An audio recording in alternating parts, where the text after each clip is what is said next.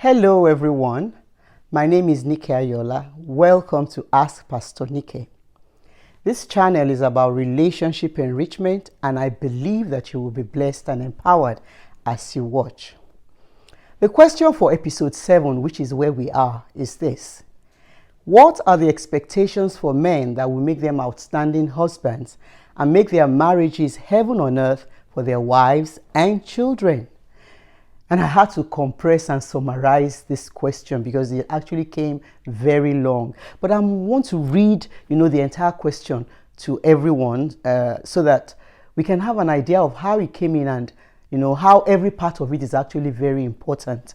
Okay, so this is exactly how the question came. It says, pastors, both male and female, are always teaching women how to be good wives, how to appease and cajole their husbands as good wives should to have peaceful homes. However, we seldom see, read, or hear teachings on men being good husbands that are responsible, committed, loving, and caring. Pastor Nike, what are the expectations for men in the marriage institution that will not just make them good, but outstanding, making their marriage union heaven on earth for their wives and their children that they bring forth? So, you can see that this is a very long question, but every part of it is important in my own opinion. And that was why I read everything out. And like Jesus always did, I don't plan to answer just the question, but the intention as well.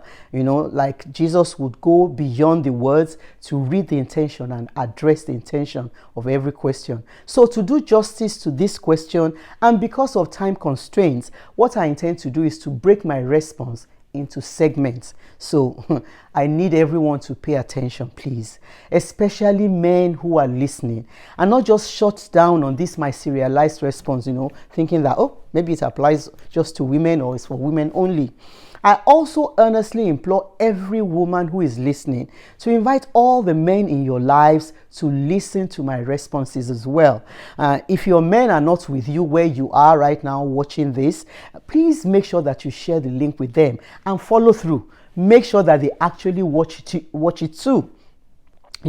Because the men need to know what the women already know or are about to discover by the end of all of this that we're doing. So the men folk need to hear everything that I'm going to be saying, because it will help them to understand the women in their lives better, and also to know the mind of God about their relationships with the women folk, whether it's a mother or a wife or a daughter or a sister or a friend or even a female colleague or a boss.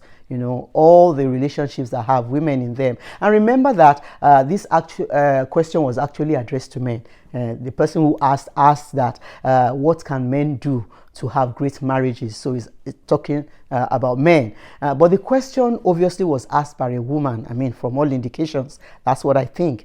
And that's why I'm going to start with the resetting and setting of the expectations that women ought to have for themselves and for their relationships as well. And because it's not only about what men should be doing, but also what women should be expecting. Expectation really matters in every relationship. So now, I don't also want us to downplay divine timing, because it's very appropriate that this question is coming as we just celebrated the International Women's Day this week on Tuesday in the month of March. So you can see that it can only be God. God has orchestrated it to come at a time like this. I can assure you that this is going to be an ongoing conversation. It will be one that we will be addressing and talking about at every opportunity. This is because centuries of teaching and conditioning got us to where we are right now, and therefore we cannot effect a reset in a jiffy. It took us years and teachings, to get us to where we are right now with all the wrong misconceptions that we have about marriage. But please, let me issue a caveat right here.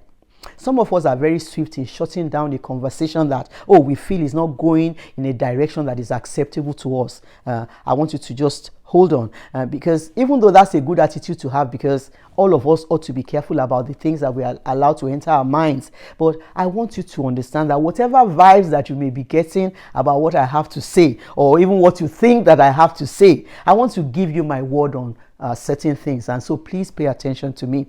Number one is that I am not a feminist. No, I am not a feminist. I am just a woman who fully understands that we are God's star creation and that we need to occupy our places in destiny. The second thing is that I have no axe to grind with anybody. No, I'm not angry with anyone, and I don't have a fight that I'm using this channel, to foster or to promote. No, I'm not upset with the men. I'm not upset with men folk, and I believe in marriage and in divine order. I'm happily married to the most amazing of husbands, the one who has given me my wings to fly and also to be who God has called me to be. So I have no axe to grind with men, and I also have no axe to grind with pastors, with teachers, with mentors, fathers, and mothers for any wrong teaching or inadequate teaching that we have all been exposed to. All of us are in it together, and everyone is walking within the light that they have received. I can assure you that it's just a matter of time that some other persons with better light and insight of the Spirit than what I have will continue from whatever points that the Lord helps me to reach. That is how God works. So I do not believe in or encourage rebellion or disobedience to the word of the Lord at all in any way. And every point that I claim or I make will be backed up by scripture. So please hear and verify. You owe yourself that duty to make sure that you cross-check that everything that I'm saying is truth. So having said all of that, let's begin with the business of resetting our expectations. And in this video, I'm going to be addressing this question. Why is everyone only always teaching the women? Why are the women the recipients of all the teachings? Let me break this down a little further. Where you have male pastors and teachers and mentors, they are all teaching women on how to treat their husbands. And the topics that you hear are topics that go like this. 20 things that a woman must do to win her husband's heart. 8 things that every woman must know about the man that she's married to. What every man needs the most from his woman. Every husband needs unconditional respect from his wife, or all a man needs are honor and respect. How many times have you heard that? We hear it all the time. Everything is talking about, what the woman ought to be doing. And then even female pastors, female teachers, female mentors, they are all teaching the women on how to treat their husbands. And you hear topics like, 15 ways to arrest your husband's attention. 10 things that you can do to appease the man that you married. Wifely submission, is the key to peace in the home. You hear topics like good food is the key to your husband's heart and pocket. Or why you must never say no to your husband if you want to make heaven. So those are the kind of teachings that we have even from women all the time to women. And then also, mothers are teaching their female children. They are teaching them housekeeping skills. They are teaching them how to keep their husbands and how to keep their homes. And I have no grounds with that, because it is correct, because that's exactly what we are told to do in Titus chapter 2 verses 4 to 5. I'm going to read it from the New Living Translation. It says, "These older women must train the younger women to love their husbands and their children, to live wisely and be pure, to walk in their homes, to do good, and to be submissive, devoted, supportive to their husbands." So you can see that almost every teaching is directed to the women. I didn't say all, but almost all. Most of the teachings is directed towards women. And every debate, whether it is about what to wear, about what to do, about even what people can aspire to, is all about and for women. Women are told who they are told what to do, they are told what they cannot do, they are told what their place is. And if you look at it closely, that's essentially how you train children. That's what you tell children to do, and that's the way women are treated. And I dare say that all these teachings, most of the times they are just other people's opinions, based on traditions and based on culture, not on the scriptures. Most of these teachings are not grounded in scripture. So I do really feel this question as a frustration, because that's where a whole lot of women are. Because it's obvious that women have never lacked teachers or teachings. No, we have never lacked them. And so we can conclude that what women need is not more teaching. We have been taught, through the teachings are coming to us from every direction. What women need is to see themselves as God sees them, through the eyes of God and his purpose for what I call womanity. Now, this is the first step for me in applying getting us to apply our minds to the reset of our expectations that I spoke about earlier on.